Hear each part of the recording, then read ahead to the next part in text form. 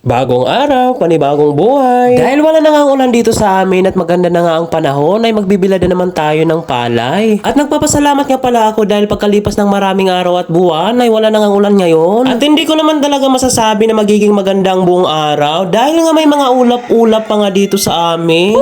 Pero sana naman ay mapagbigyan tayo ngayon na magkaroon tayo ng magandang araw nang makapagpagiling naman Dahil tayo. wala na nga tayong bigas. Dalawang sako nga pala ating ngayong ibibilad nang makasigurado tayo na may sapat tayong bigas na kahit na umulan man ng 2 linggo ay okay lang. Uy, wag naman sana. Habang nagbabantay naman tayo rito ng ating binilad na palay, ay maghahanda naman tayo ng gabing gulay para gulayin mamayang gabi. Ang tawag nga pala namin dito sa amin ay dagmay or laing. Pinakamasarap nga itong ginagataan at pwede mo itong lagyan ng bulad o tuyo. Kung ito talaga ang iyong magiging gulay, ay tsak naman talagang mapaparami ka sa kanin or mapaparami ka sa kain. Kaya naman ay wag mo nang subukan, masisira lamang ang iyong buhay. Huy!